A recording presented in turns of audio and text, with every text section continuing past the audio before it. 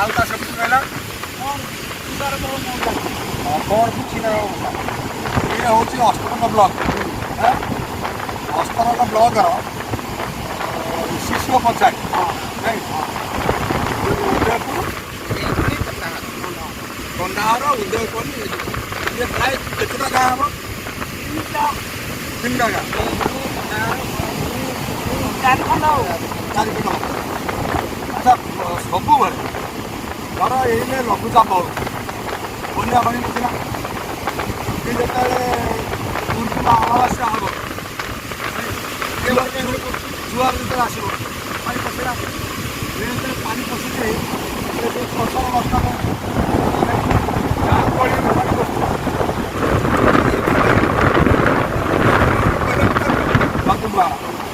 ସେ ବନ୍ଧା ସେମିତି ପୁରା ବନ୍ଧା ପଜାର ମଜବୁତ କରି ରହନ୍ତା, ମଜବୁତ କରି ବନ୍ଧା କରି ତାପରେ ପଥର ରହିବ, ସମୁଦ୍ର ଆସ୍ତେ ଆସ୍ତେ ଆସ୍ତେ ଆସ୍ତେ ଖାଇତେ ଯାଉ। ଆମ ଘର ଆମର କେତୁରା ବାଟରେ ଯାଇଥିଲା ବି କୋଉଠି ଥିଲା ଆପଣଙ୍କ ଘର? ଆଉ 1 କିଲୋମିଟର ତା ଭିତରେ ଥିଲା। ମାନେ ଏଇ ସମୁଦ୍ର ଭିତରୁ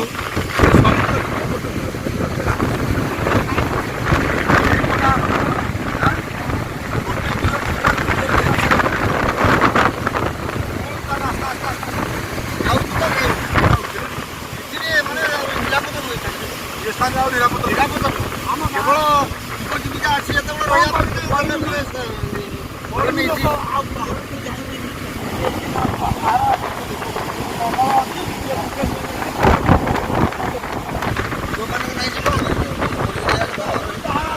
ଯୋଉମାନେ ପଡ଼ିକି ଚିନ୍ତା କରୁଛି ଆମେ ଏଠି ରହିବା ପାଇଁ ଏଟା ଠିକ୍। ଘର ଛାତ ଘରେ କେବେ ବି ହେଇପାରୁନି। ଛାତ ଘରେ ମନୁକୁ ଚେଷ୍ଟା କଲେ ଛାତ କେବେ ବି ହବନି। ଛାଡ଼ି ପଡ଼ିଛି ମନକୁ ରଡ଼ ଫଡ଼ ଖାଇଯାଉଛି, ରଡ଼ ଫଡ଼ ନିରାପଦ ଆଜ୍ଞା।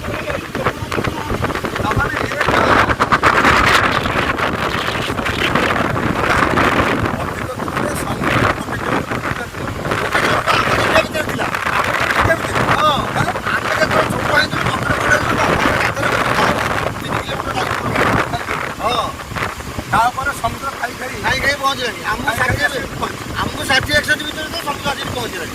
ଆମ ଛୋଟ ବଡ଼ ସବୁ ସମୁଦ୍ର କାଳ ପଳେଇଯିବ। ଆମେ ବୋଧେ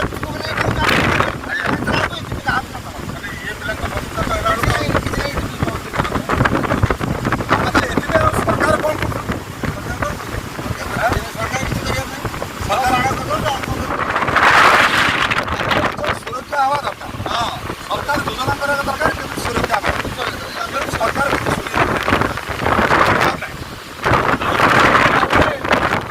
ସମୁଦ୍ର ଥିଲେ ଦୀପ ଜାଗାରେ କିଲୋମିଟର ଦୂରରେ, ଏବେ ଆସିକି ଏଠି ପହଞ୍ଚିଲେ। ଆଉ ଆପଣଙ୍କ ନାପି ବେଳକୁ ଜାଗା ନଥିଲା ନାଇଁ। ଆମ ପୂର୍ବରୁ ଗୋଟେ ଗାଁ ପଳେଇଗଲା। ଆମ ପୂର୍ବରୁ ସମୁଦ୍ର ଭିତରେ ଗଡ଼ବଡ଼ ଗାଁ ଅଛି। କେଉଁ ଗାଁ? ଛେନୁଅ ଯିଏ ସେ ଉଠିକି ସମୁଦ୍ର ଭାଇକି ଆଉ ଅଲଗା ଜାଗାରେ ମାନେ ଛେନୁଅ ଗାଁଟା ଅଲରେଡ଼ି ସମୁଦ୍ର ଭିତରେ ପଳେଇ ଯାଇଛି।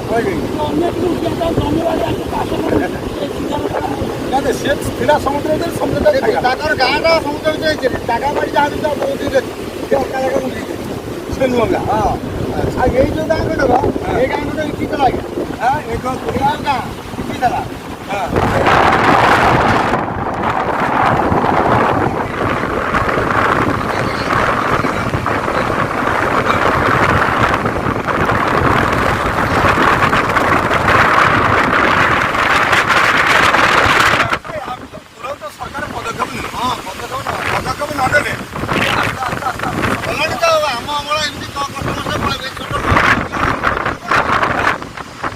ବାସ୍ତବରେ ଦେଖୁଛି ଏ ଅଞ୍ଚଳ କ'ଣ ସ୍ଥିତି, ପୁରା ତୃଣମୂଳ ସ୍ତରରେ ପ୍ରାକୃତିକ ସମୁଦ୍ର କୂଳ ଏବଂ ଯେଉଁଠି ଯେଉଁ ଲଙ୍ଘୁଛି ଚାଷବାସ ପାଣି ପଶୁଛି, ପାଣି ପଶୁଛି ଯାଉଛି ଏବଂ ସରକାର କଥାବାର୍ତ୍ତା ଆଗେ ଏହାର ଯନ୍ତ୍ରୀ